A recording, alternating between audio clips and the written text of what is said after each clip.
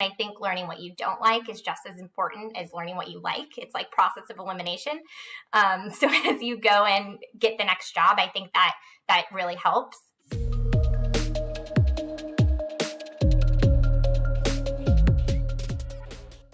All right. Well, looks like we've got some folks in the audience here today. Thanks for joining. I am John. And I am Veronica. Welcome to our lack of imagination of a show called the John and Veronica Show. For those of you who were with us last week, here's why we're doing this. I listen to a lot of podcasts, and every podcast I listen to seems to be about a founder, a CEO, a VC, a billionaire, and those are great shows. I'm a fan of those shows. It also led me to think, though, like, who's actually doing all the work? Because you need people like to make product, to market the products, to sell the products.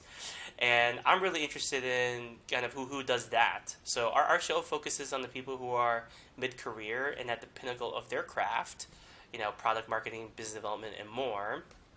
And that's kind of, the reason why we started this show. Veronica? Well, yeah, I mean, at the bottom, it all started because John and I like talking to people, and we like talking to people who know their craft and who love their craft. But it's also about just knowing what kind of jobs even exist. I feel like industries like tech or entertainment, why is it all the cool industries, can be a black box. And our hope is to help ourselves and other people know what kind of jobs are out there by essentially having a friend in the biz, getting a little insight into what they actually do every day, how they broke into what they're doing, and how you might too. And speaking of which, today we're super excited because we're chatting with Cristina Boehmer, whom I know very well. So excited to have you with us today, Cristina. Thanks. So excited to be here. Well, and for those of you who don't know, you will soon learn Cristina is currently the Senior Brand Marketing Manager for Amazon Kids Plus. So that's a content curation service for kids age 3 to 12. Before that, she was the Senior Digital Marketing Manager for AWS, doing product marketing for analytics services. I'm going to ask you more about what that actually means in a hot minute. And prior to that, she was the Senior Marketing Manager for the Muse in NYC, a go-to destination for people to research everything they need to know about their companies and careers. And prior to that was a marketing manager at Kapow. Gosh, I wish I worked for a place called Kapow. That just sounds exciting.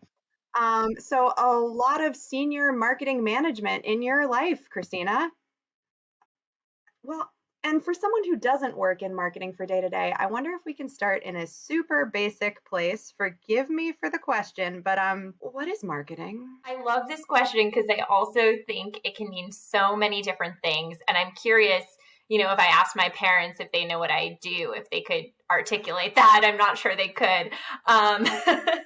But yeah, I would define, I think one way, and then I'd flip it to you as well and how you would define marketing. But I look at it boiling down to the most simple terms is how to deliver a message about something to people that you want to purchase it or engage with it. So it's about looking at, crafting the right message, looking at the right channels. And then I kind of joked about this with you earlier, but reporting on those results as we do in many of these companies and, see what you can learn from it. But I think it really comes down to finding the right messages for the right people and delivering that in an exciting and compelling way. That is a great explanation that my mother or grandmother would know or understand. So thank you.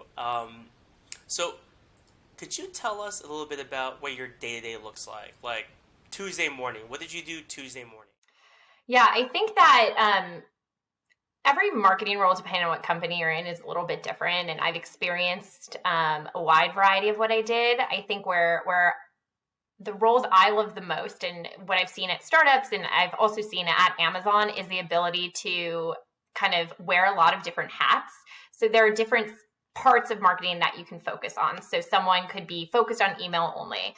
But I would say that the roles that I gravitate towards are ones that are, focused in multiple different ways. And so it's very cliche to say there's no average day, but that is what it feels like. But, on a Tuesday, I think it's a mix of, creative brainstorming and how we want to, for example, if we think about the kids business at Amazon, thinking about how we want to craft messages for our customers that are interesting, looking at creative copy, looking at creative images. That's a huge part of it, and just having that brainstorm aspect. Another big part of it too, which is kind of the polar opposite end, is the data analysis, like understanding what worked and what didn't, and then optimizing on that. And so I spend a lot of my day, you know, in meetings doing those types of brainstorms, and then also in Excel trying to figure out, you know, what worked and what didn't and how to build upon that. I think another big area, because marketing is evolving so much and there are so many different ways to reach customers, and it's always changing. And so I think another big thing I try to do is keep tabs on what new ad platforms there are, what new opportunities there are, because that media planning, and that's the part how you craft the message and how do you actually get that to customers. So, you know, understanding what channels are available and what we can do within those channels is huge and always evolving as well. Wow. One thing I'm sitting here wondering, do you need to be a marketing manager? Do you need to be more of an expert in marketing itself, or do you also need to be an expert in the subject matter of whatever you're marketing? You know, how well do you, it strikes me that the Amazon Kids Plus business is very different from AWS, very different from the Muse. Yeah, I think that's a great question. At AWS, I was really focused on analytics services, and I was not an end user of those services. So I think that you don't necessarily have to be. I think at times it can help if you're very passionate about a certain space. But I think there are ways to really understand, because at the end of the day, it comes down to the customer. So I think there are ways to really try to understand the customers, and, you know, whether it's going to events or listening to webinars or podcasts, trying to kind of understand why someone may engage with a certain service. And, you know, for Amazon Kids, I don't have kids, but I absolutely love what we're doing there and just kids content. So I think that, you know, while I'm not in a position of someone who would purchase, I still can think about, you know, why that would excite someone, why a customer would want to talk about something. So I think it's about kind of shifting your mindset and to the best of your ability, putting your mind where the customer is or how they're making a purchase decision. So I think that, you know, there are probably some areas where being a subject matter expert is very helpful, but I don't think it should necessarily hold anyone back. Was it easy for you to make the move from, you know, a service like AWS to Kids Plus, or to some of the different kinds of marketing jobs that you've had? It's somewhat challenging, but I think it boils down to a lot of the same skill sets. So I bounced from, I think, so the first company I worked at was Kapow, which was an online marketplace for corporate events. And I was focused in B2B marketing, and it was about how we have an easy way for salespeople, entertaining, or any type of corporate event where they can click online and book easily. And then I shifted to an industry in more of HR technology, and which was the Muse, and it was more about, you know, career advice and how employers can build up their employer brand. And then switching to AWS was also, you know, the analytics services was very different, and then the kids is about brand and content. So I think that there was a lot of context shifting that I did, but I do believe it has boiled down to very similar skill sets. At the end of the day, especially in a marketing role, you're working in similar platforms. Oftentimes you are leveraging the same tools and skill sets. So it's about, you know, how you're applying that, what I learned from, you know, this entertainment brand that I worked on, or this corporate entertainment brand, and how I apply it today. I feel like I still tap into a lot of that, which is kind of cool. The next question I had was, you know, when I think about the purpose of this show or podcast, is that we want to educate people who are looking to do a career change. It seems like for you, you kind of landed in a career that you liked. Like, could you tell us about your journey into this? Like, what did like? It seems like what you studied kind of led to this, and, you know, other people have like really different experiences. Like, how did she break in the first place? Did she grow up as a small child dreaming of becoming a marketer, that kind of thing? Yeah, I was like, I would love to be a senior marketing manager perpetually. Yeah, I think that it's not an easy journey. I don't know if you've also experienced this. I'd be surprised for people who haven't, but I felt like my career journey has been a series of small pivots, and I like to think of it in like 1 year to 2 year increments of, what do I want to get done this year? And maybe eventually that'll bring me to where I want to go at some point.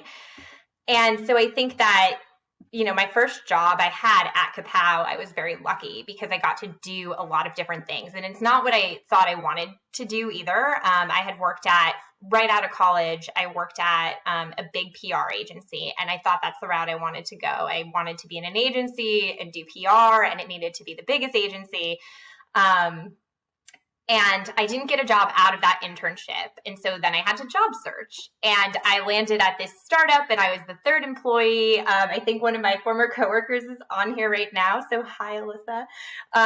We had a lot of fun there because I got to wear so many different hats and just try a lot. So I was really lucky in that startup that the founders were very, very encouraging about trying different things. And so I really got to learn what I liked and what I didn't like. And I think learning what you don't like is just as important as learning what you like. It's like process of elimination. So as you go and get the next job, I think that really helps. And then I worked there for 3.5 years, and I worked really hard. And, there was a point where I'm like, it's time to do something else. And I had actually followed a former mentor and boss to the Muse. And so I worked for her for a bit as well. And I think it's a mix of like focusing on what I wanted to do, but also being lucky to have like connections that I had built over my working career to make these small pivots along the way. No, and unsurprising that at some level it comes down to relationships. I also totally hear you on learning what you don't like being as informative as what you do like. I guess this is what John was getting at a little bit, is that we're perhaps educating people who are interested in learning more about marketing, or talking to people who might be interested to break in. And I wonder, if you have any advice that you would want to give people who are looking to break in or doing what you're doing. I know you used to work very much for a career coaching company, so I imagine this is pretty in your wheelhouse. Yeah, this does very much excite me as well. I love mentoring and helping people with their careers, and I think that if you're a recent college grad, I think that it's really about internships and gaining a lot of different types of skill sets. I think, throughout college, I had a lot of different internships. I worked for an SEO focused company, and that's where I learned a lot about that one specific area. And so I think that, just getting exposure in marketing to different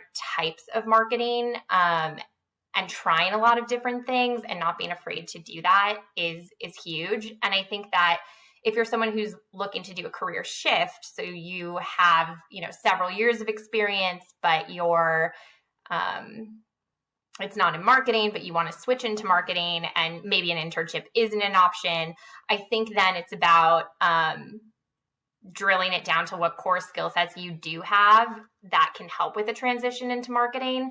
So, for example, if you're in sales, I think those skill sets also transfer really well because you're understanding, like, you're trying to sell something at the end of the day, and sales is doing that through, or marketing is a way of doing that as well. And so I think that there are skill sets that you can kind of tap into to frame those conversations and just network and talk to people. No, absolutely. And just for my edification, as you're talking, you're mentioning some of the different types of marketing. You meant B2B, B2C. I've heard acronyms. B2B in other contexts. Yeah, acronyms. I love them. I love the alphabet.